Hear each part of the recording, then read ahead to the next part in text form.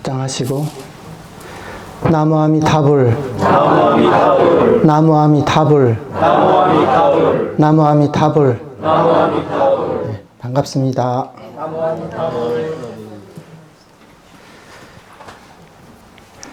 예, 오늘은 아미타 부처님의 이 탄신일을 맞이해서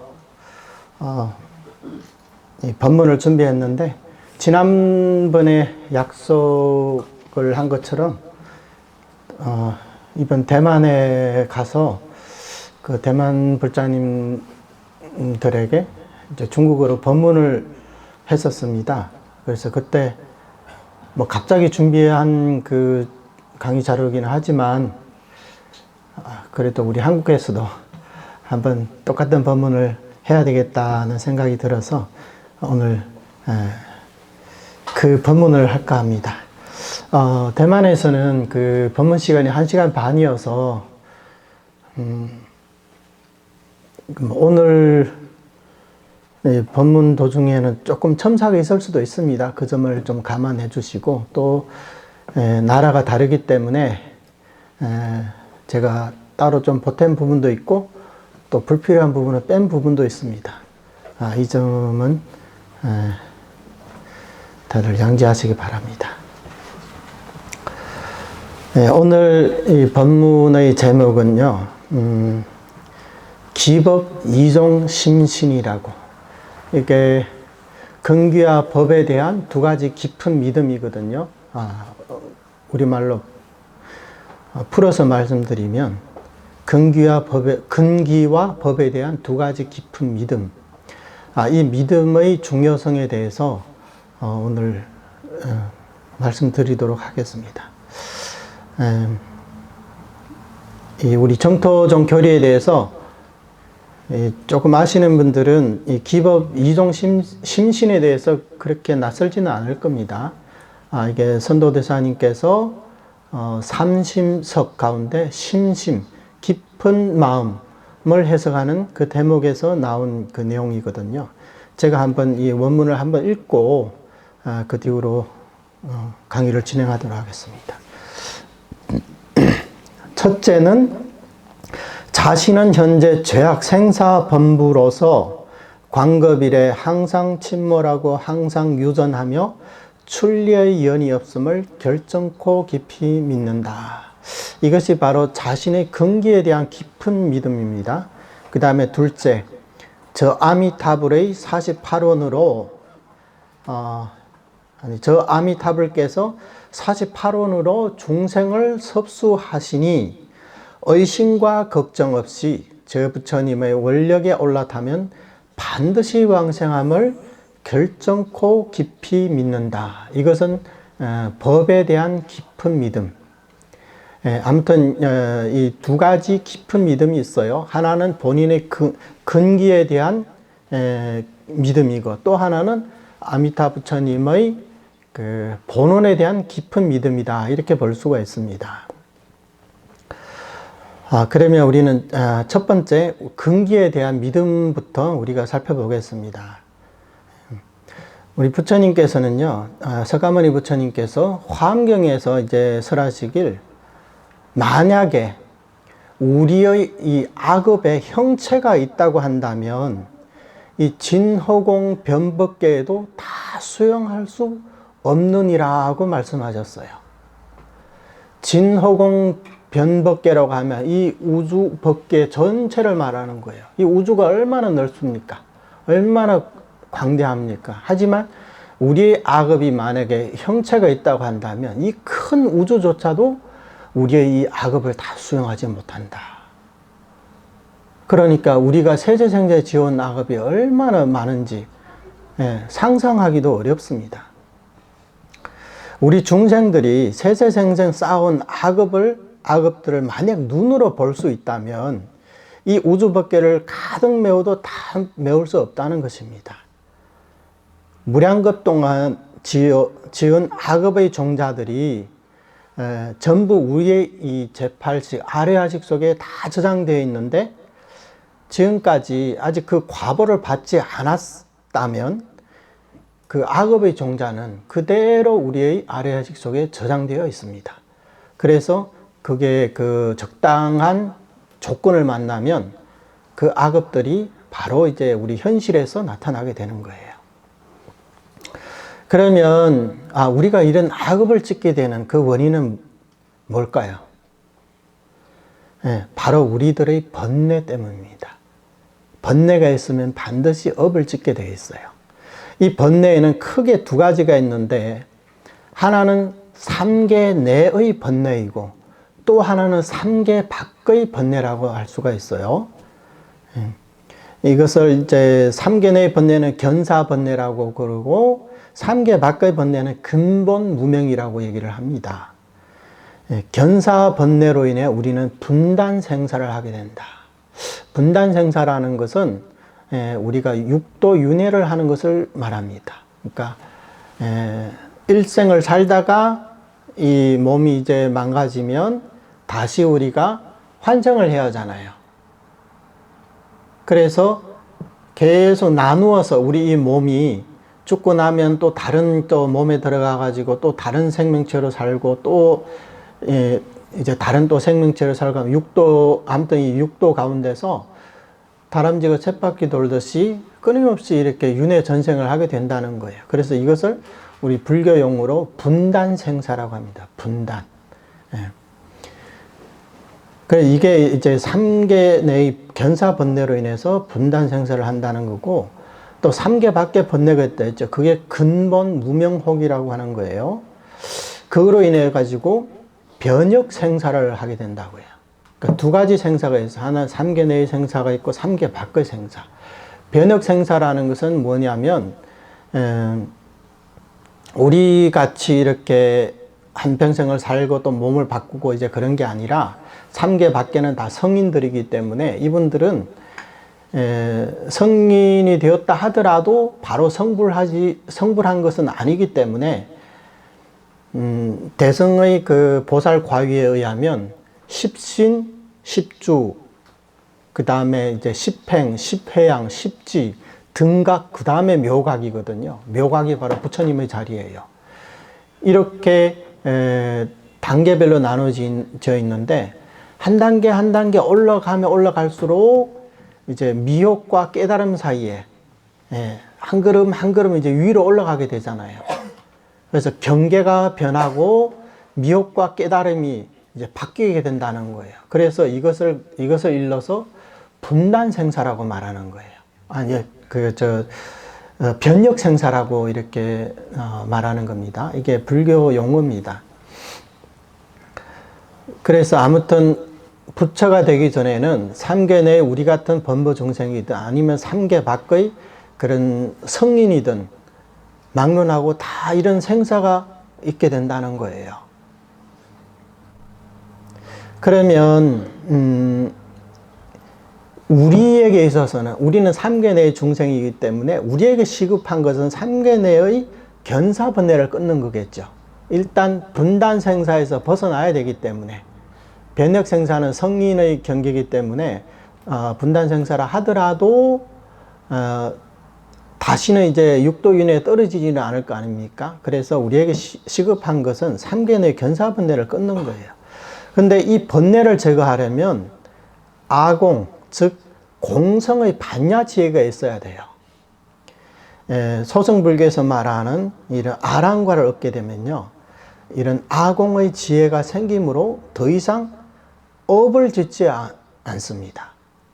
이런 사람들은 업을 짓지 않는다는 거예요. 비유를 하자면 나무의 뿌리를 자르면 이제 더 이상 영양분을 제공받지 못하고 점차 시들게 되듯이, 이 육신이 사바세계에 남아있을 때는 세세생전지혼 이런 업력의 과보를 받아야 하겠으나, 일단 열반에 들면 다시는 사바세계에 오지 않아도 됩니다. 아랑과를 증득하면 그렇거든요. 남아있는 과보는 인연 따라 이제 소멸하는 거예요. 그래서 어떤 아라한들은 죽을 때 맞아 죽은 아라한들도 있잖아요. 그게 이제 숙세의 업이라는 거예요. 그 업만 닿으면 이제 더 이상 삼계 내의 업이 없기 때문에 이제 삼계에 올 일이 없다는 거예요. 그러니까 이런 열반이든 아란든 우리와는 아무런 이제 상관이 없겠죠. 다시는 우리를 볼 일이 없으니까. 그래서 이런 분들은 열반이 들면 다시 사바세계 오지 않습니다. 왜냐하면 3개의 번뇌를 다하여 다시는 3계에 태어날 업을 갖고 있지 않기 때문입니다. 따라서 최소한 소승의 아랑과를 증득하기 전에는 진호공 변법계에 가득한 업을 소멸할 방법은 없다는 거예요. 우리에게는 이 많은 업을. 그 다음에 또 지장경에서 이렇게 말씀하십니다. 연부제 중생들은, 우리 이 사바세계 중생을 말하죠. 특히 우리 이 지구상에 있는 중생들은 모든 행동 거지와 심리 활동이 죄가 아닌 게 없고 업이 아닌 게 없다고 했어요. 우리는 일으키는 생각마다 죄이고 업이라는 거예요. 이 말을 처음 들었을 때 이해가 가지 않는 부분이 있었어요. 여러분들은 이런 생각을 해봤는지 모르겠네요. 불교를 믿지 않는 일반인들은 매일매일 오용락을 쫓으면서 일으키는 신구의 삼업이 청정하지 않기 때문에 그 사람들은 모두 죄업이라고 할 수가 있지만, 우리 같이 또 경도 읽고 진언도 외우고 방생도 하고 법회도 참석하고 이런 사람들은 예외가 아닐까, 이런 생각을 할 수가 있잖아요. 최소한 지금 이렇게 법문 들으면서 우리는 지금 죄업을 짓고 있다 이렇게 생각하지는 않을 거 아니에요. 근데 이 연부제 중생들은 일으키는 생각마다 심리활동, 뭐 행동거지가 전부 다 죄가 아닌 게 없다고 했어요. 죄업이 아닌 게 없다고 했단 말이죠. 그런데 이 말씀은 사실 틀린 게 아니에요. 우리 중생들은 실상을 깨닫지 못했기 때문에 눈으로 사물을 보고 또 귀로 소리를 들을 때마다 옆년마다 죄업이 증장하고 있습니다. 근데 아무것도 안 하고 집안에 가만히 방콕하고 있어도 우리는 죄업만 늘어난다는 거예요. 그 이유에서, 왜냐하면 우리는 눈으로 사물을 보고 귀로 소리를 들을 때 실제로 눈이 있어서 사물을 보고 귀가 있어서 소리를 듣는다고 여기기 때문이에요. 당연한 말 아닌가요? 이렇게 생각할 수도 있어요. 눈이 있으니까 당연히 사물을 보는 거, 귀가 있으니까 소리를 듣는 게 너무나 당연한 거 아니냐고. 이게 왜 죄업이 되냐. 그렇다면, 이렇게 되면 무슨 허물이 있을까요? 옆년마다, 우리 생각마다 아직과 법집이 증장하고 옆년마다 생사의 그물에 단단히 묶이게 되는 허물이 있다는 거예요. 실제로 내가 있고 상대방이 있고 보는 눈이 있고 보이는 대상이 있다. 이게 바로 뭐예요? 이게 아직과 법집이라는 거예요. 우리는 순간순간마다 이런 아직과 법집이 점점 견고해져 간다는 거예요. 견고해져 간다는 거예요. 보면서 진짜 눈이 있으니까 보는 게 아니야? 이렇게 생각하게 된단 말이죠. 그런데 성인들이 봤을 때는 볼 수 있는 눈도 없고 보이는 대상도 없다고 합니다. 왜냐하면 모든 만법 그 자체가 불생불멸, 불구부정, 부정불감이라고 하잖아요. 근데 우리는 어때요? 우리는 뭘 보든 뭘 듣든 다 생멸이 있고 구정이 있고 증감이 있다고 생각을 하거든요. 이게 바로 우리의 생사업이라는 거예요. 생사의 업을 증장시키기 때문에 당연히 이게 죄업이 아니면 뭐겠어요. 그래서 이런 업을 짓게 되면 마치 물고기가 그물에 이제 갇혔을 때 거기서 이제 몸부림을 치면 칠수록 더 단단히 이제 쪼이게 되잖아요. 그물이. 그와 마찬가지라는 거예요. 우리 중생들이. 이로 인해서 우리가 아무리 선행을 많이 하고 공덕을 많이 쌓아도 전부 다 생사업인 인천의 유루복밖에 안 되는 겁니다. 그러니 생사업을 증장시키는 이런 업들은 우리가 생각하는 선업이든 악업이든 모두 악업이라 부를 수가 있다는 거예요. 보통 우리는 경전에서 선업을 지으면 즐거운 과보를 받게 된다, 이런 얘기를 들을 수가 있어요. 그런데 더 높은 차원에서 봤을 때는요, 그런 업 역시 악업에 속한다는 거예요. 왜? 우리로 하여금 생사윤회에서 못 벗어나게, 마치 그 그물에 걸린 그 생선처럼 빠져나가려고 몸부림칠수록 더욱더 단단히 이제 그게 묶이게 된다는 거죠. 따라서 연부제 중생들의 행동고지와 이런 심리 활동은 죄가 아닌 게 없고 업이 아닌 게 없다고 하는 겁니다. 우리가 이런 업보에서 벗어나 성불하기 위해서는 우리에게 두 가지 선택이 있는데요. 하나는 성도문이고 또 하나는 정토문이라는 겁니다. 그럼 성도문은 어떤 거냐? 성도문의 수행은 부지런히 개정해 사막을 닦아서 탐진치 삼독을 제거해야 하는 거예요. 성도문 수행. 그래서 여기에 개정의 사막이라고 했습니다. 먼저 계율을 말하자면요. 제가자들이 지켜야 할 계율에는 삼귀, 오계, 그 다음에 팔관제계, 보살계 등이 있고, 또 스님들이 또 지켜야 할 계율에는 삼귀오계가 있고, 십계, 비구계, 보살계 뭐 등등이 있습니다. 그래서 부처님께서 제정하신 이런 계율은 세간의 법률과 달리 공동체 생활을 영위하기 위해 대중의 이익을 고려해서 만든 게 아니에요. 예. 우리 그 번뇌가 생겨나는 그 인연에 근거해서, 즉 영기의 각도에서 번뇌를 일으킬 요소들을 미리 차단해서 수행에 장애가 생기지 않도록 하기 위해서 제정하신 거예요. 그래서 단순히 뭐 승단을 이끌기 위해서라든가 뭐 도덕적인 삶을 살라는 의미에서 제정하신 것은 아니라는 거예요. 바로 그 영기의 법칙에 근거해서 계율을 제정하신 거예요. 이 계율은 마치 건물을 올리는데 꼭 필요한 기초공사와 같은 것입니다. 따라서 기초적인 5계조차도 우리가 지킬 수 없다면 아무리 많은 경전을 외우고 아무리 풍부한 불교 지식을 쌓더라도 모두 세간법에 불구하여 생사해탈과는 아무런 관계가 없습니다.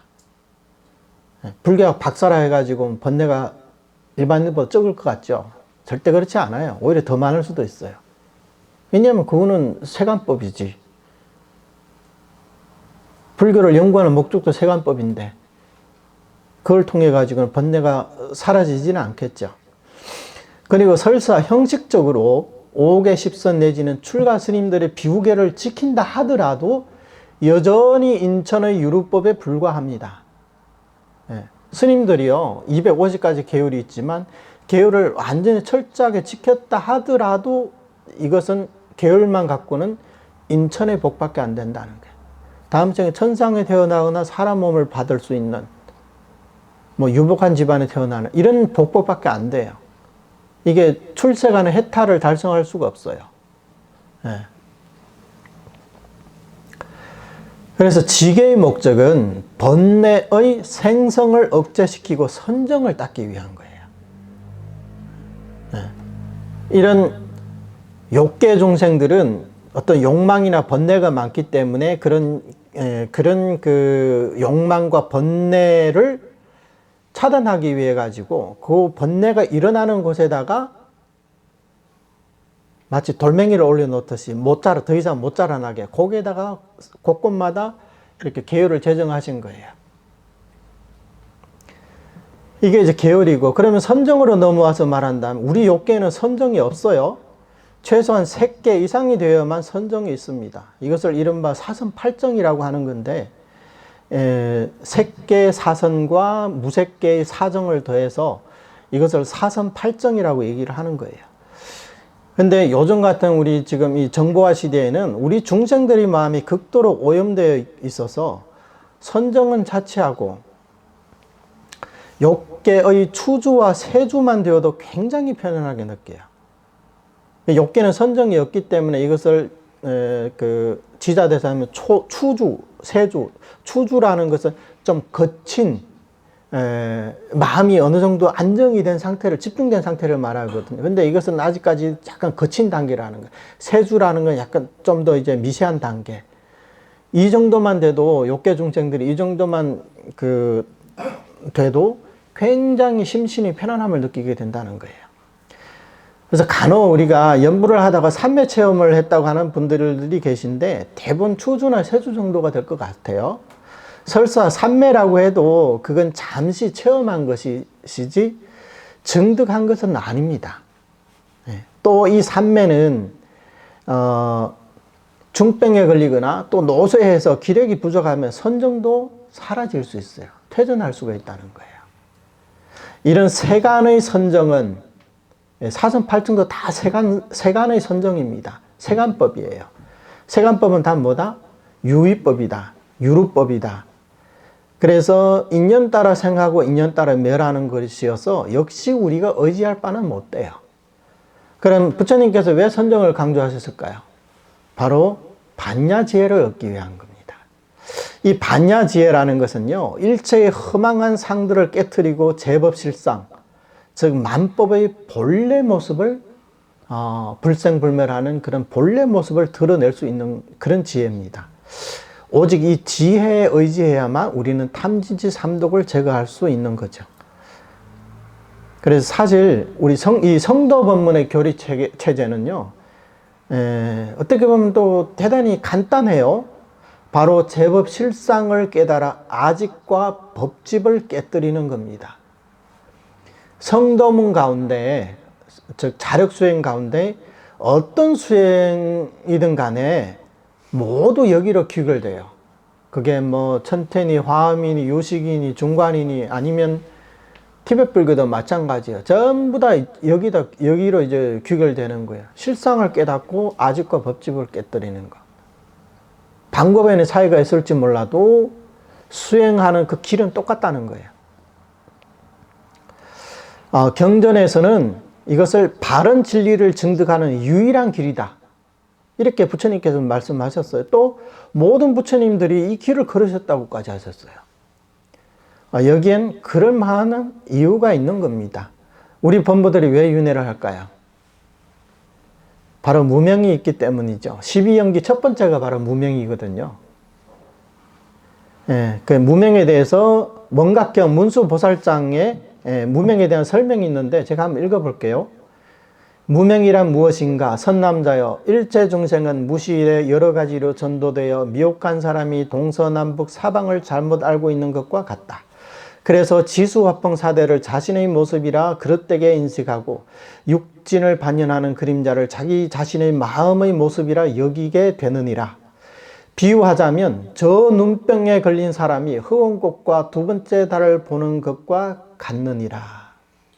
선남자여, 흑웅엔 실제 꽃이 없는데 눈병에 걸린 사람이 헛되이 집착하고 있을 뿐이니라.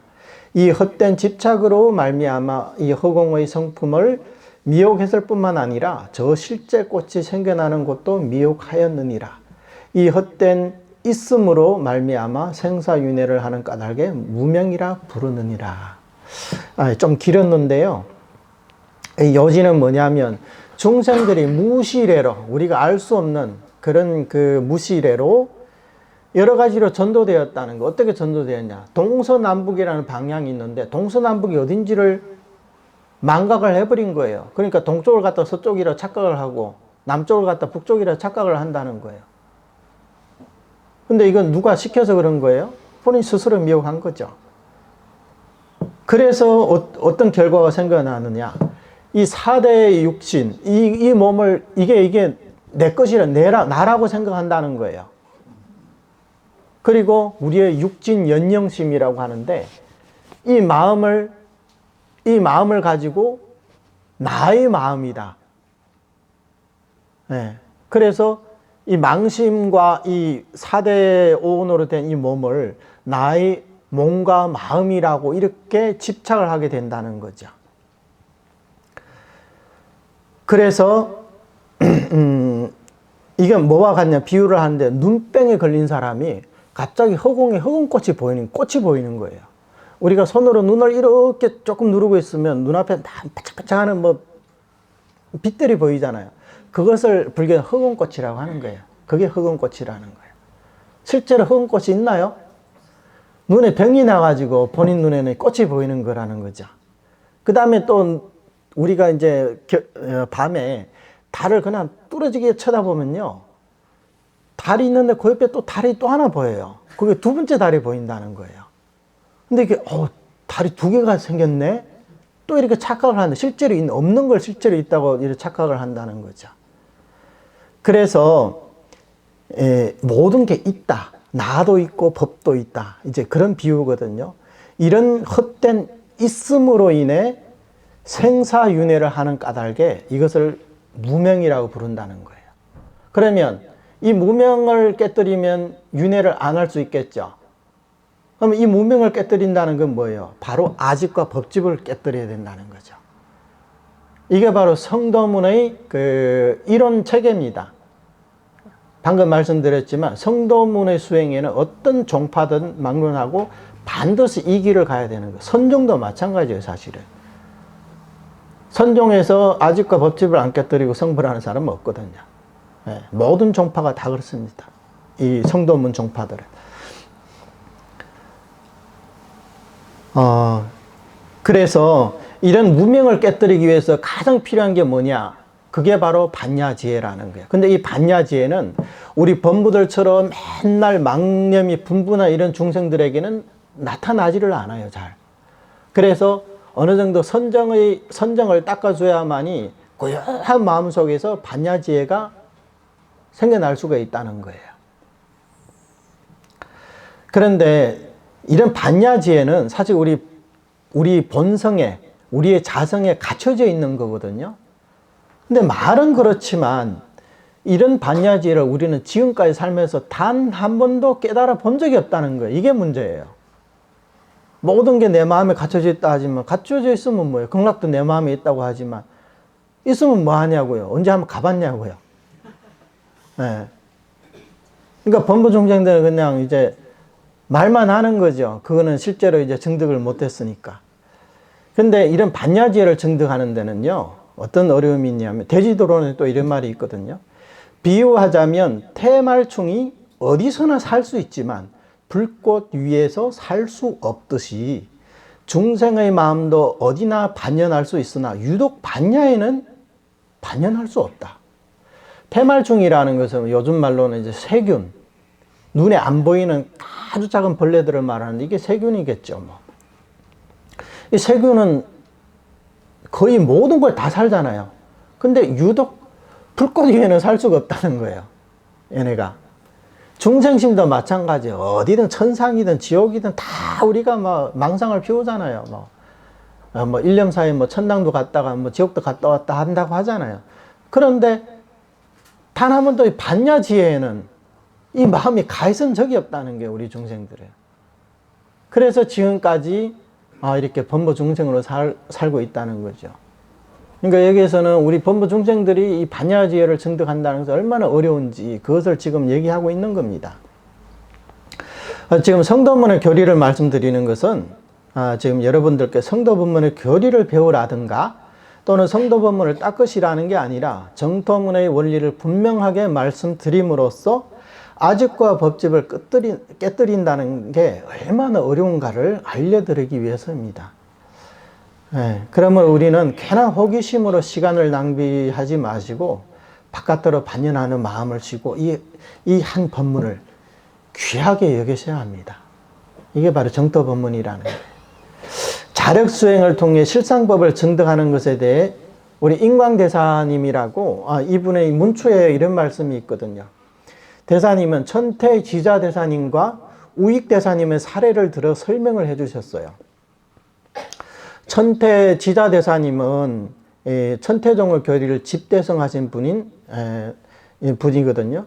이분은 교학이든 아니면 실수행이든 굉장한 성취가 있으신 분이에요. 그래서 이분을 뭐라고 하냐면 동토소석가, 그러니까 동쪽 나라, 그러니까 중국을 말하는 거죠. 옛날에 진단이라고 그랬거든요. 이 나라의 석가모니 부처님이다. 이런 찬탄까지 받을 정도로 조사 중의 조사입니다, 이분이.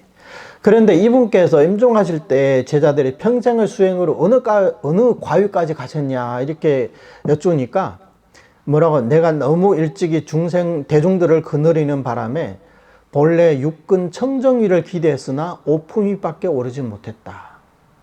이렇게 말하는 거예요. 오품이라는 것은 원교의 외범의 지위거든. 범부도 내범이 있고 외범이 있어요. 범부 중생도. 내범은 그러니까 초신에서 십신까지가 내범이고 그 밖이가 외범이라 그러는 거예요. 우리는 거의 이제 외범 정도도 지금 안 되는 거예요.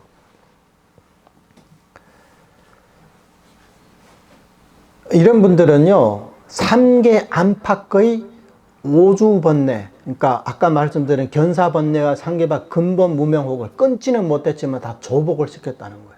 그러니까 번뇌가 안 일어나요, 이분들은. 그런데 조복은 시켰으나 아직 견옥조차 끊지도 못했다는 거예요. 견옥조차. 견옥을 끊으면 소승불교에서는 이게 수다원과라 그러거든요. 근데 견옥조차 끊지 못했어요. 그러면 또 한 분 이제 우익대사님은 어떨까요? 역시 또 제자가 한번 여쭙습니다. 그러니까 명자 위에 참부처님 눈을 끝내 누구에게 부촉할지 모르겠노라. 이런 개송을 읊으셨어요. 이게 무슨 말이냐면 나는 지금 천태에서 말하는 육적불의 명자위, 그러니까 확철대오는 했으나 아직까지 번뇌조차 조복을 못한 단계라는 거예요. 지자대사님은 번뇌라도 조복은 했잖아요. 못 끊었어도. 근데 이분은 번뇌조차도 조복을 못했다는 거예요. 이 우익대사님은요, 전통 정토종의 9대 조사 스님이에요. 이분이 대단하신 분이에요. 그리고 선종의 또 조사 스님이에요. 이분은요, 25세 때 이미 선에서 가나선을 하는 사람들이 말하는 그런 깨달음을 얻으신 분이 25살 때. 대단하신 분이죠. 확철대오를 하신 분이고 그 후에는 또 천태 교관을 닦으면서 여러 가지 가행정진을 하셨던 분입니다. 그럼에도 임종할 때는 제자들에게 자신의 명자위밖에 오르지 못했다고 말씀하셨어요. 우익대사님에 관한 인광대사님 찬턴 개송이 있는데 전반부에 이렇게 써 있습니다. 종승교의 양융통 소오여불 무이동 호급미단 유백이 경우즉화 기정공이라. 이 무슨 얘기냐면 이분은 선종과 교종을 둘 다 통달을 했다는 거예요. 그래서 깨달은 바가 부처님과 조금 더 다르지 않다. 왜? 학철대오 했기 때문에 부처님이 깨달은 것과 이분이 깨달은 거 똑같다는 거예요. 그런데 뭐가 다르냐? 부처님은 모든 그 번뇌를 다 끊었지만 이분은 아직 번뇌를 끊지 못했다는 거예요.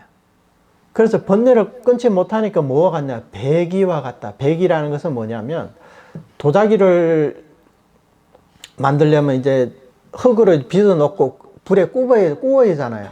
근데 아직 굽기 전의 단계. 흙으로 이제 모양 좋게 다 빚어 놨어요. 근데 비를 맞으면 어떻게 돼요? 쫄딱 녹아버리겠죠. 그렇다는 거예요. 비를 맞으면 녹아내려 쌓은 공이 무너진다네. 그러니까 모양은 멋지게 이렇게 빚어놨는데 한번 윤회를 해버리면 어떻게 된다? 다 사라진다는 거예요. 네. 그래서 인광대사께서는 이 두 조사스님의 본질, 그러니까 이분들이 어떤 불보살님의 화신인지는 알 수가 없잖아요, 우리가. 그런데 이런 시연은 우리 중생들이 정말 분골 쇄신을 하더라도 그 은혜에 다 보답할 수 없다고 말씀하셨습니다.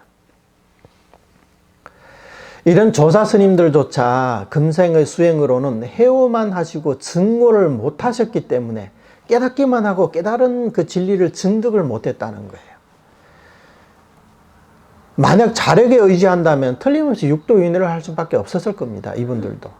그러나 두 조사 스님은 자력 수행으로 생사했다를 할 수 없다는 것을 너무나 잘 알고 계시므로 극락왕생을 발언하시고 마지막에 다 극락왕생을 하셨다는 거예요. 근데 요즘 시대에 한번 깨닫기만 하면 바로 구경불의 지위에 오른다고 말하는 분들이 계시던데 이 두 조사 스님만 보더라도 알 수 있잖아요. 말법 시대에 이 두 분보다 근기가 뛰어나신 분은 아마 안 계실 겁니다. 정말로 깨달으신 분이라면 본인이 어느 지위까지 가셨는지 왜 모르겠어요. 본인이, 최소한 본인에게 번뇌가 있는지 없는지는 알 거 아니에요. 예, 이런 조사님들의 근기에도 한참 못 미치는 사람들이 자력수행만 고집하고 정토부왕성을 발언하지 않는다는 것은 교리를 모르거나 아니면 생사심이 간절하지 않다고 설명할 수밖에 없어요. 그렇지 않고서 어떻게 정토왕성을 발언하지 않을 수가 있습니까? 예전에 천녀스님이라고 이제 어떤 분이 질문합니다. 깨달은 자도 정토왕성을 발언하느냐 하니까 자네가 깨닫지 못해서 그러지 깨닫기만 하면 반드시 극락왕성을 발언할 거다. 그때는 그 10,000마리의 소를 이제 몰고 와서 이 사람을 끌어당기려 하도 못 끌어당긴다. 극락에 가려는 그 마음을 못 끌어당긴다는 거예요. 정말 깨달은 사람이라면 당연히 극락왕성을 발언할 수밖에 없다는 거죠.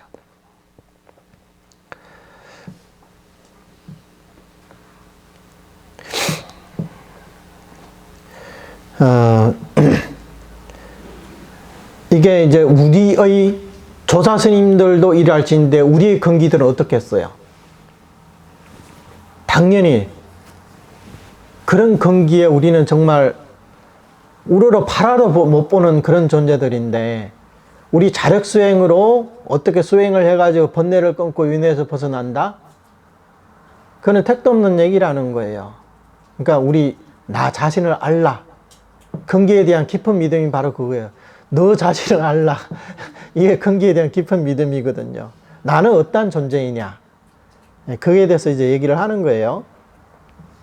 그 다음에 이제 법에 대한 깊은 믿음으로 넘어가 보겠습니다. 법에 대한 깊은 믿음은 저 아미타불께서 48원으로 중생을 섭수하고 계시니 의심과 걱정 없이 부처님의 원력에 올라타면 반드시 왕생함을 결정코 믿는다. 이게 부처님의 보는 구제에 대한 믿음이겠죠. 여기서 48원으로 중생을 섭수하고 계신다고 했어요. 그러면 48원에서 뭘 얘기하고 있을까요? 보통 48가지 원을 세운 거 아닙니까? 이렇게 생각하겠죠. 근데 선도대사님은 뭐라고 말씀하세요? 48원에서 오로지 명호를 전념하여 왕생함을 밝히셨다.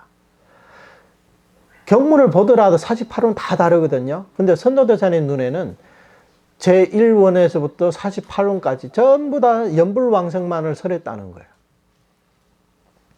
그 다음에 또 이 경의 정산문 중에서는 오로지 명호를 전념하여 왕생함을 표하였다. 이 경이라는 것은 관무량수경이거든요. 관무량수경 읽어보신 분들은 아시겠지만 거기서 16관법을 설했잖아요. 그렇게 하면 16가지 관법을 설했는데 선도대사님은 이 16가지 관법에서도 오로지 명호를 전념해서 왕생함을 표했다는 게 그렇게 나타내 보였다는 거예요. 그러니까 조사 스님들의 눈과 우리 일반 범부들의 눈이 이렇게 다른 거예요. 우리는 아무리 읽어봐도 분명히 다른데 근데 조사 스님은 한 가지만 설했다고 이렇게 얘기를 하는 거거든요.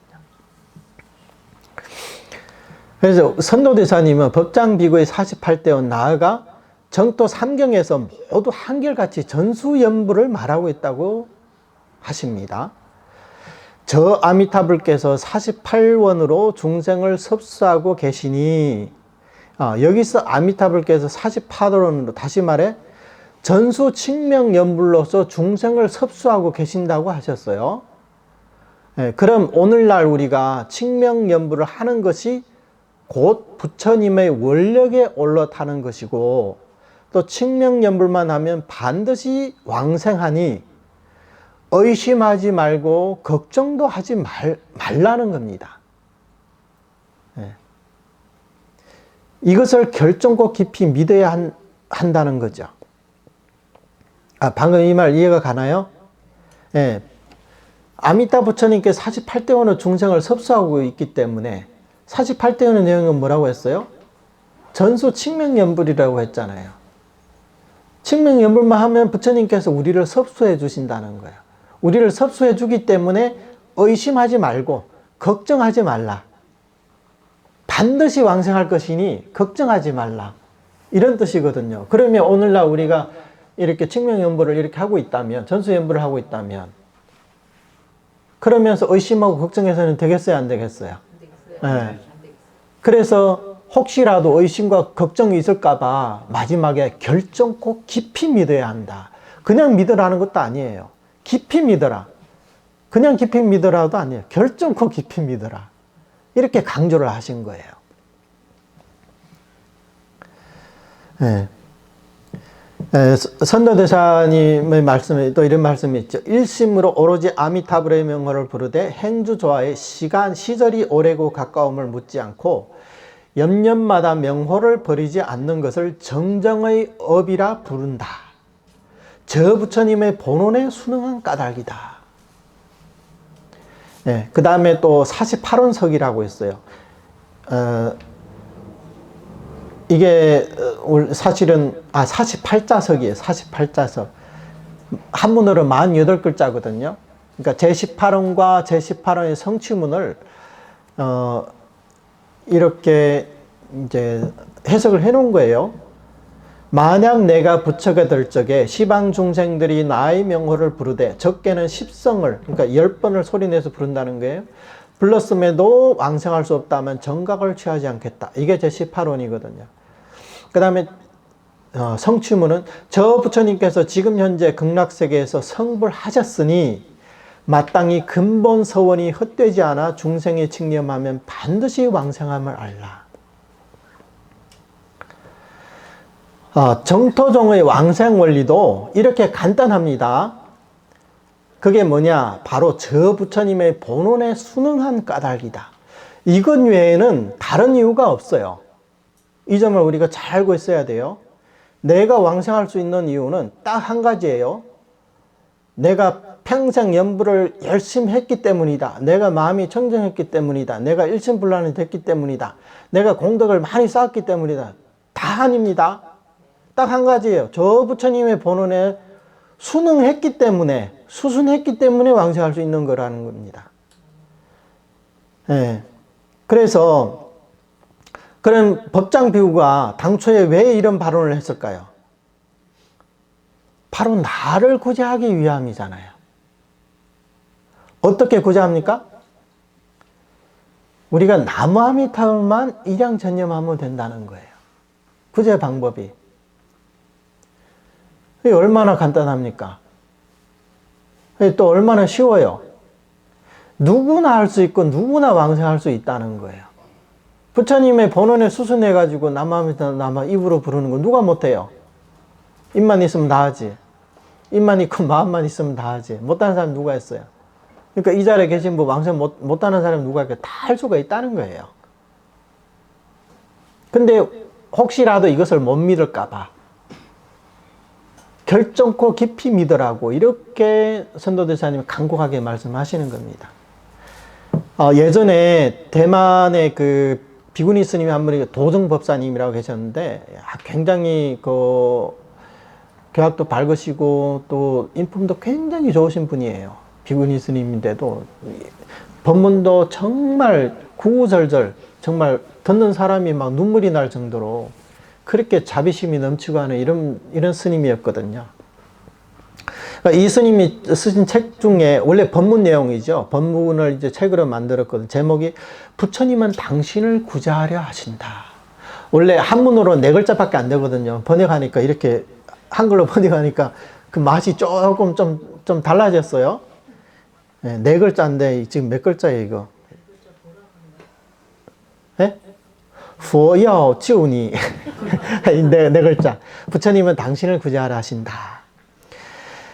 근데 저는 여기서 한 걸음 더 나아가서 부처님은 나를 구제하려 하신다. 이렇게 바꿨으면 더 좋겠다는 생각이 들어요. 무슨 얘기냐? 부처님은 여러분들을 구제하시려는 게 아니에요. 저를 구제하시려고 그런 거예요. 아미타 부처님은 저를 구제하시려고 5급의 사유를 하시고 조제연급을 수행을 하셨다는 겁니다. 그러니 내가 왕생 못하면 누가 왕생하겠어요? 이렇게 생각을 해야 된다는 거예요. 우리 모두가 착각하기 쉬운 부분이 바로 내가 연불하려 하고 내가 왕생하려 한다고 생각하는 겁니다. 사실 내가 연불하려 하고 내가 왕생하려 하는 게 아니라 부처님께서 나를 구제하시려고 나더러 왕생하라고 하는 겁니다. 이 차이를 잘 한번 생각을 해보세요. 따라서 부처님께서 중생을 염하시는 게 먼저이고 중생이 부처님을 염하는 것은 그 다음이라는 거예요. 우리가 연불하지만 우선은 부처님이 우리를 염하고 있다는 거예요. 우리를 구제하시려고. 만약에 이게 무슨 뜻이냐면 부처님이 주동적이고 우리는 피동적이라는 거예요. 우리가 언제 부처님한테 부탁을 한 적이 있어요? 부처님 우리를 구제하기 위해서 뭐 48대원을 세워주십시오 이렇게 여기 누구 부탁하신 분이 계시냐고요? 아무도 안 계시잖아요. 그때 우리는 뭐로 태어났는지도 모르는데 그 세월에 법장비구는 이미 우리를 구제하기 위해 가지고 이렇게 발언을 하시고 수행을 하셨다는 거예요. 그렇기 때문에 부처님이 중생을 구제하려는 게 우선이고 먼저고 그 다음에 우리가 부처님의 구제에 수순해서 연불하는 게 그 다음이라는 거예요. 이 순서는 정말 착각하면 안 됩니다. 그래 놓고 지금 와서 내가 열심히 해서 왕생했다? 만약에 부처님께서 우리를 구제하시려는 게 아니라면 우리는 목이 터져라고 불러도 왕생할 수 없을 겁니다. 그렇잖아요. 부처님에게 이런 본원이 없다면 아무리 연불해보세요. 갈 수 있냐고. 그렇다면 지금 현재 내가 아미타 부처님의 구제에 수순하여 연불을 하고 있는데 어떻게 왕생할 수 없겠습니까?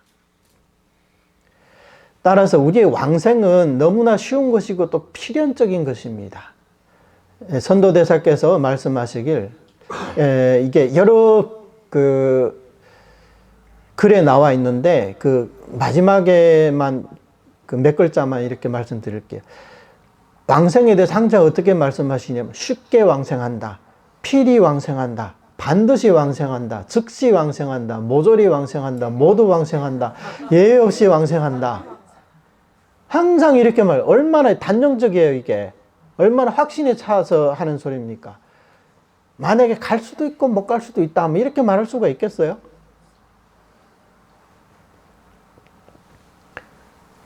그러니까 이 얼마나 안심을 주고 희망을 주고 위로를 주고 기쁨을 주는 말씀들입니까? 그런데 어떤 사람들은 감히 믿지를 못해요. 3살 먹은 어린애, 심지어 앵무새조차 연불할 수 있는데 그렇다면 그렇게 쉽게 왕생하냐면 의심을 합니다. 또 어떤 분들은 그러면 개나 소나 왕생하냐고 오히려 이제 역정을 내십니다. 그렇습니다. 바로 이렇게 쉬워요. 그 이유는 우리의 이 법문은 과지의 법문이기 때문입니다. 과지 법문이라는 말이 나왔어요. 이른바 과지의 깨달음을 인지의 마음으로 삼기 때문에 인지에서 과지의 바다를 포괄하고 과지의 공덕이 인지의 근원까지 통하는 거죠.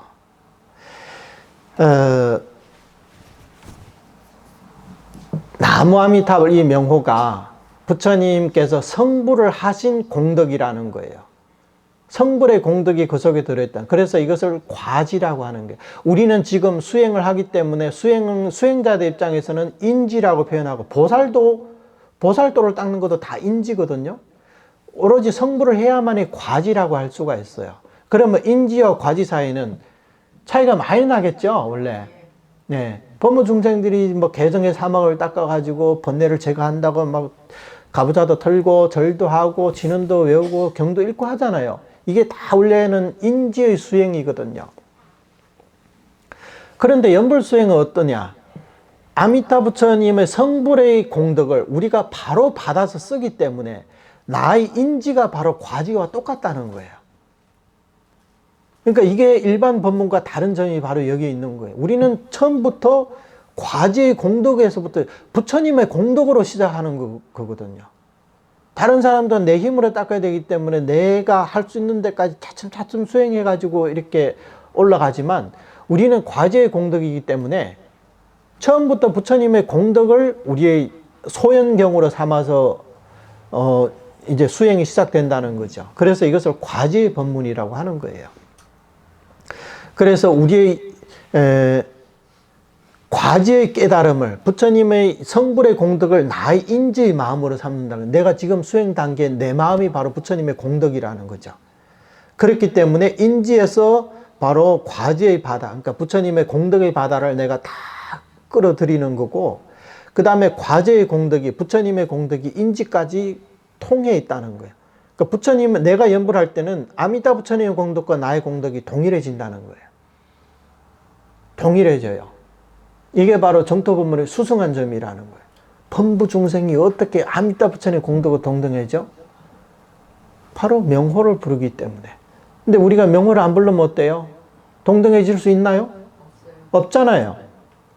바로 그 차이라는 거예요. 근데 개나 소나 만에 부처님의 공덕을 갖고 있다면 왜 왕생 못하겠어요? 부처님 공덕을 갖고도 왕생 못하면 오히려 더 이상한 게 아니에요? 그래서 어떤 조사님은 이를 두고 연불할 때가 성불할 때이고 성불할 때가 중생구제할 때라고 말씀하셨어요. 우리의 이 법문은 인과가 동시인 법문입니다. 인과가 동시라는 거예요. 수행, 내가 지금 연불하는 게 인이지만 이 인에는 이미 과가 들어있다는 거예요. 그 과가 뭐예요? 부처님의 공덕이 그 속에 들어있다는 거예요. 왜냐하면요, 법장 비구가 5급의 사유와 조제연급의 수행을 거쳐서 이 남아미타불이 되셨기 때문입니다. 만약에 부처님, 이 법장 비구가 아직 부처가 안 됐다면 다 이거 말장난에 불과하겠죠. 근데 지금 부처가 되셨단 말이죠. 따라서 육자명호에는 부처님의 전체 공덕이 그 속에 다 구족되어 있습니다. 부처님께서 이 한 구절 만덕홍명을 아무런 조건 없이 우리같이 공덕의 법제가 없는, 공덕의 법제가 없어서 가난에 허덕이는 중생에게 회양을 해 주셨는데, 그렇다면 우리는 일시에 부자가 된 게 아닙니까?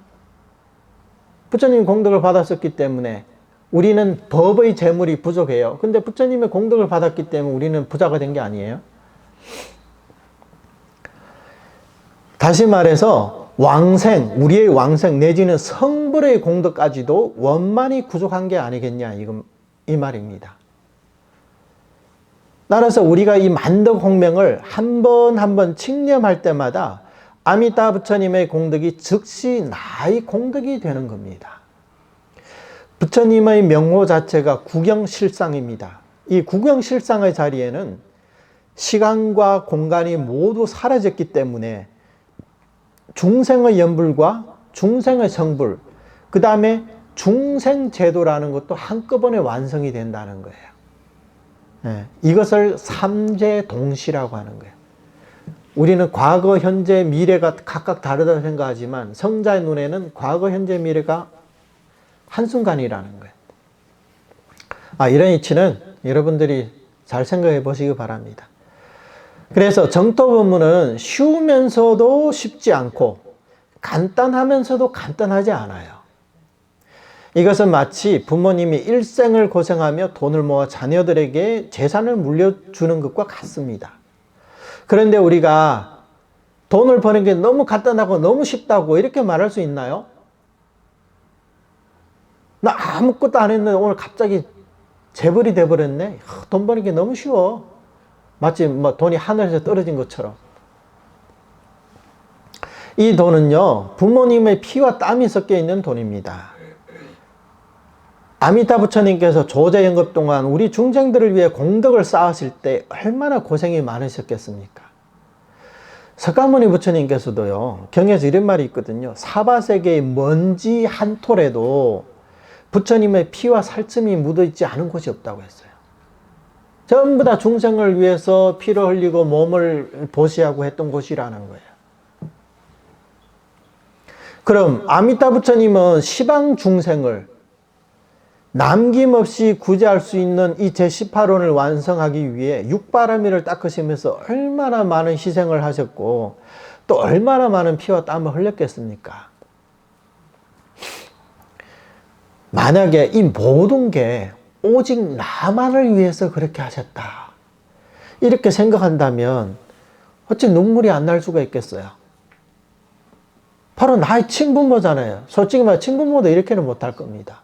이렇게 나를 위해서 이렇게 수행하시고 이렇게 이 공덕의 재물을 물려주셨는데 그것을 안다면 그런 말을 할 수가 없겠죠. 이건 너무 간단하고 너무 쉽다.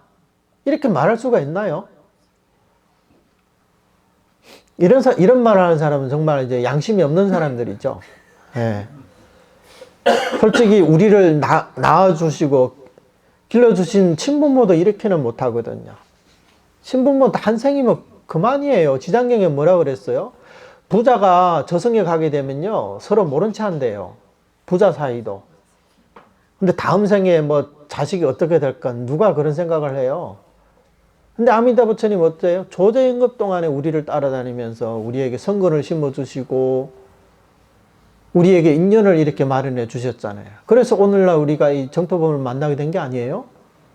이게 쉬운 일이냐고, 이게 간단한 일이냐고요.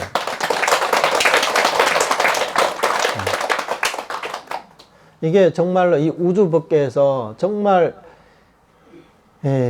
정말 경천동지할 일입니다.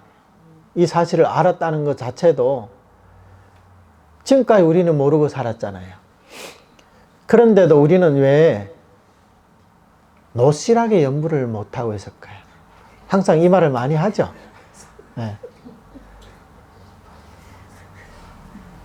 바로 근기와 법에 대한 두 가지 깊은 믿음을 갖추지 못했기 때문이에요. 여기 다시 근기와 법에 대한 깊은 믿음이 나옵니다. 많은 사람들이 연부를 하면서 마음이 산란하다고 걱정들 하십니다. 그래서 연부를 하더라도 연부를 일심불란을 얻기 위한 방편으로만 여기지 명호 자체를 원만한 공덕이라고 생각하지 않아요. 말로는 맨날 만덕홍명을 부른다, 만덕홍명을 부른다고 하면서 실제 심리는 마음이 산란하면 연부를 해도 왕생할 수 없다고 생각하는 거예요. 만덕홍명을 부르면서 마음이 산란하면 왕생 못한다. 이게 무슨 논리죠? 여기에 대해서 이제 법연상이, 일본의 법연상인의 법어가 있습니다. 그게 제가 한번 읽어보겠습니다. 누가 이제 질문을 합니다. 비록 연부를 하고 있지만 마음이 산란합니다. 어떻게 합니까? 그러니까 이 상인께서 뭐라고 대답하냐. 마땅히 알라. 마음이 비록 산란하나 명호를 부르는 사람은 부처님의 원력에 승탁하여 반드시 왕생한다. 욕계 산지에 태어난 사람은 모두가 산란한 마음이다. 이는 마치 인간 세상에 태어나면 눈과 코가 있게 되는 것과 같다. 이른바 산란한 마음을 버리고 왕생해야 한다는 것은 그러한 이치가 없다. 산란한 마음으로 왕생하는 것이야말로 수승한 본원이다. 범부의 마음이 어찌 산란하지 않을 수가 있겠는가? 비록 산란해도 왕생할 수 있어야만 비로소 이행도라 할 수 있는 것이다. 얼마나 멋있는 말씀이에요. 박수 한번 치셔야죠. 우리 법연상인께서는 욕계에 태어난 사람이 산란한 마음을 갖는 것은 너무나 당연하다고 말씀하십니다. 얼마나 당연하냐면요. 마치 사람으로 태어나면 눈과 코가 있게 되는 것과 같이 당연하다는 거예요. 사람으로 태어나서 눈과 코가 없으면 뭐 어떻게 되는 거예요? 그거는 네. 당연한 거 아니에요. 있는 게 없는 게 이상한 거죠. 네. 그래서 욕계 중생이 마음이 산란하다. 그게 문제가 된다. 그래서 왕생 못한다. 그럼 이게 말이 안 된다는 그러한 이치는 없다는 거예요. 그러니 산란심을 버리고 왕생한다는 것은 있을 수 없는 일이라고 하셨습니다. 따라서 산란한 마음으로 왕생할 수 있는 게 수승한 본원이고 또 산란한 마음으로 왕생할 수 있어야만 이행도라고 할 수 있다고 말씀하십니다. 그렇습니다. 우리가 바로 욕계 산지에 태어나서 마음이 산란한 본분입니다. 욕계 산지라는 것은 이것도 하나의 분류 방법인데 욕계는 산지라 그러거든요. 이게 이제 3계 구지라고 이렇게도 이제 분류를 하는데 욕계 사람들은 욕계 중생들은 전부 다 산란한 마음이라는 거예요. 왜? 욕계는 선정이 없다고 했잖아요. 그러니까 당연히 산란한 마음을 가진 중생들이 태어나는 곳이 욕계예요. 그래서 욕계 산지라고 합니다. 3개 이상은 3개 정지라고 하겠죠. 선정이 있기 때문에. 우리는 산지예요. 이곳에 태어나가지고 살라는 마음이 없다는 것은 오히려 그게 더 이상하다는 거예요. 마치 사람으로 태어나서 눈과 코가 없는 사람과 같다는 거예요. 그게 더 이상하다는 거죠.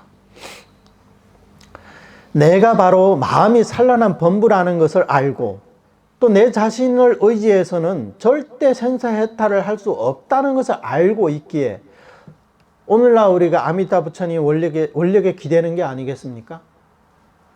당연하잖아요. 우리가 홍문연부를 하는 사람인지 여부도 그 기준은 근기와 법에 대한 2가지 믿음에 있습니다. 내가 지금 홍문연부를 하고 있느냐, 이게 근기와 법에 대한 깊은 믿음이 있냐 없냐, 여기에 따라서 갈려진다는 거예요.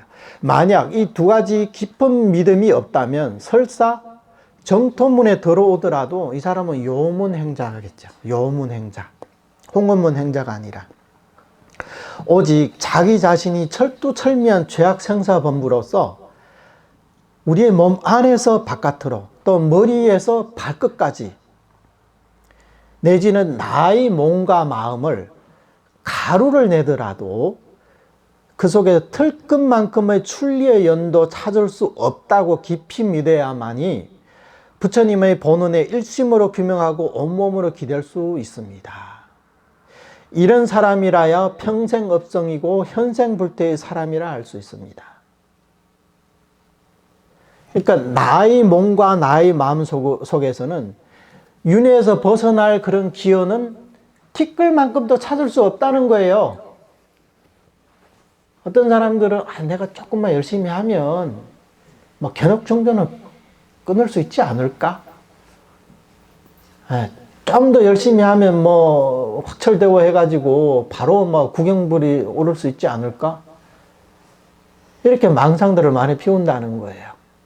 그러면 그런 망상은 우리가 과거 전생에 안 피워봤을까요? 예?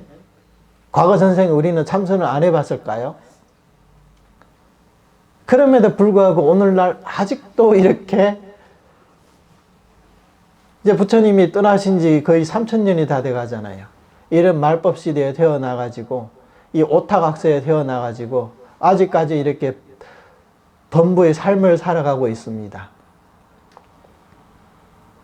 이게 바로 우리에게는 출리의 연이 없다는 것을 설명하는 겁니다. 그렇기 때문에 어떻게 해야 된다? 내 자신에게 출리의 연을 찾을 생각하지 말라는 거예요. 내가 좀 노력해서 되고 내가 뭐 하면 된다. 그런 생각은 저 동해 바다에 일찌감치 던져버리라는 거예요. 동해 바다에 버리면 안 되나? 서해 바다로 버리는 거로. 제가 동해에 살고 있으니까.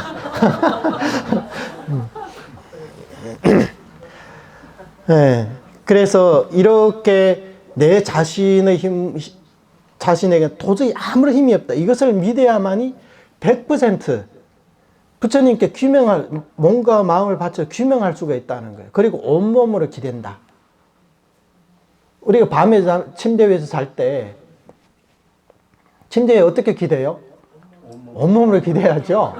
네. 누가 엉덩이만 기대거나 아니면 막 머리만 기대고 이 몸은 붕 떠가지고 이렇게 자는 사람은 없을 거 아닙니까? 기대려면 온몸으로 완전히 기대라는 거예요. 한 부분은 이거는 내가 안 기대도 돼 이런 생각을 갖지 말라는 거예요. 의지하려면 100% 완전히 의지해라. 왜? 내 스스로에게는 출리의 연이 없기 때문에. 이런 사람은 어때요? 나를 버리고 부처님의 본원에 철저하게 100% 의지해야 된다는 거예요. 그렇게 돼야 반드시 필히 왕성하게 된다는 거죠.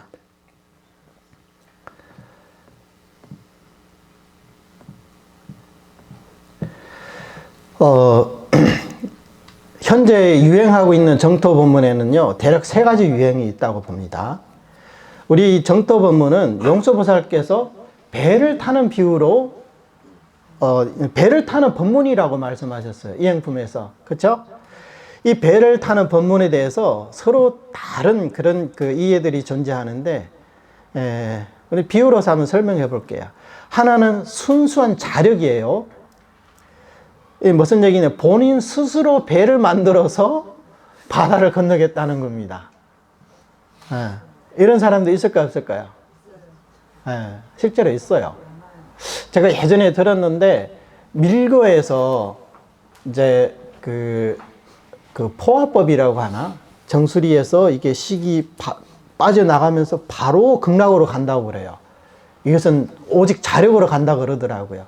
실제로 그게 교리상으로 봐서는 불가능한데, 아무튼 그런 얘기는 있다는 거예요. 아마 그렇게 생각하는 사람도 있을 거예요. 내가 마음이 청정해가지고, 뭐 어떻게 부처님과 상응해가지고 왕생한다고. 이게 이제 순수 자력이라는 거예요. 그 다음에 두 번째는 자력과 타력을 겸하는 겁니다. 혼자서 배를 만들 능력이 없기 때문에 본인 반, 선장 반 부담해가지고 배를 타겠다는 거예요. 예. 그러니까 선장도 반을 부담하고 나도 반. 그러니까 내 힘 반, 부처님 힘 반 해가지고 가야 된다는 거죠. 그래서 반드시 내 수행이 어느 정도 기준에 도달해야만이 부처님의 원력에 기댈 수 있다. 부처님과 나의 자력과 부처님의 타력이 이제 한데 결합이 돼가지고 이 힘으로 극락할 수 있다. 이렇게 생각한다는 거예요. 그 다음에 또 한 가지는 뭐냐? 순수한 타력이라는 거예요. 이것은 뭐냐면 선장이 무료로 주는 티켓을 받아서 배를 타는 거예요. 우리는 이 티켓만 손에 쥐고 있으면 공짜로 바다를 건널 수 있는 거죠. 대략 이 세 가지 유행이 있다고 봅니다. 그러나 기와 법에 대한 이런 두 가지 깊은 믿음이 있는 사람이라면요, 극락의 무의 열반계를 인연 따르는 잡단선으로는 왕생할 수 없다는 것을 알고 있습니다. 극락세계는 보불이고 보토라고 했잖아요. 이런 무의 열반계를 우리의 유루와 유유의 자력, 복선으로 어떻게 도달할 수 있겠습니까? 배를 타고 가는데 거기에 또 무슨 자력이 필요합니까? 배에 올라앉아 있으면서 혼자서 막 노젓는 신용을 해요. 거기서 막 열심히. 그런다고 배가 더 빨리 갑니까? 막 그 배 위에서 막 이리 뛰고 저리 뛰고 하면 막 몸에 땀이 막 잔뜩 나야 막 배가 빨리 가는 겁니까? 그냥 착실하게 앉아있으면 되잖아요. 배가 도착하면 본인도 도착하는 거잖아요. 그 위에서 본인이 뭘 한다고 배가 더 빨리 가겠어요? 배 위에서 자력이 필요해요? 필요하지 않아요? 자력이 필요하면 뭐 뒤에다가 뭐 그냥 쪽배 하나 달아가지고 큰 배 뒤에다가 그 위에서 그게 쪽배 위에 올라가지고 막 노를 막 열심히 저어야죠. 사실은 큰 배 뒤에 따라가면서 끌려가면서도. 그러니까 본인만 그렇게 생각하고 있다는 거예요. 배를 타고 가는데 그 위에서는 우리의 자력이 필요 없다는 거예요. 설사 전 세계 수행을 가장 잘하는 사람일지라도 배에 올라타면 그 수행 기술은 무용지물이에요. 그냥 잠시 내려두는 거예요. 수행 선수는 뭐 합니까? 배 위에서 뭐 할 건데요? 뭐 그렇죠. 수영장에서 뭐 좀 수영하면 몰라도 배에 있는 수영장에서. 그래서 이런 생각을 갖고 있는 사람들은 그 원인을 따져보면요, 여전히 근기와 법에 대한 두 가지 깊은 믿음이 구족되지 못하고, 또 아미타 부처님의 본원 구제에 대해 의심을 품어서 부처님의 지혜를 분명하게 믿지 못하기 때문입니다. 이런 사람들은 설사 왕성을 하더라도 변지 의성에 태어나 500세 동안 태옥의 고통을 받아야 합니다. 500세 동안 연꽃에 갇혀가지고 갇혀있는 그런 고통을 받아야 된다는 거예요. 물론 여기서 말하는 고통은 우리가 이 사바sek에서 받는 심신을 핍박하는 그런 고통과는 다르죠.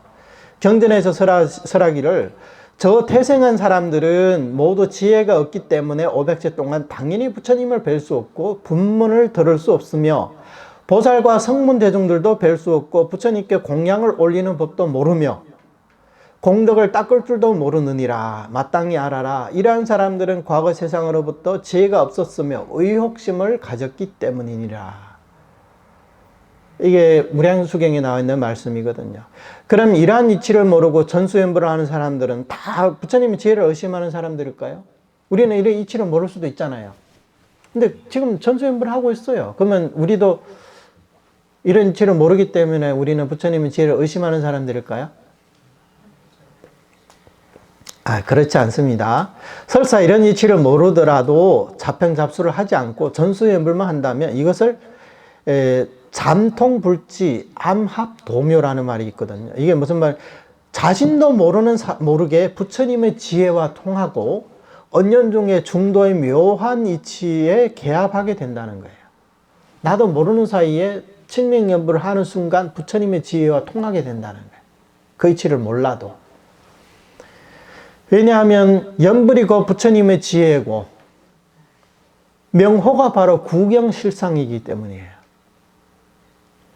예. 따라서 여러분 기법 이종 심심이 중요해요, 중요하지 않아요? 예, 중요하겠죠. 예, 그 우리의 이 교법은요, 빛나는 밝은 구슬과도 같아서 시대가 혼탁하고 어두울수록 더욱더 그 광명을 발산하게 됩니다. 왜냐하면요, 말법 시대 내지 멸법 시대가 되면요, 오직 이 한문만이 길이 통하여 들어갈 수 있기 때문입니다. 나중에 성도문의 길이 완전히 막히고 오직 정토문만 들어갈 수가 있게 되거든요. 따라서 우리는 이 법문을 호지해야 하고 이 법문을 홍양하는 선지식들께 감언해야 하며 또 본인 스스로도 환희심을 내어 연불해야 하고 스스로 믿고 남도 믿도록 가르쳐서 우리 아미타 부처님의 은혜에 보답해야 합니다. 남아미타불.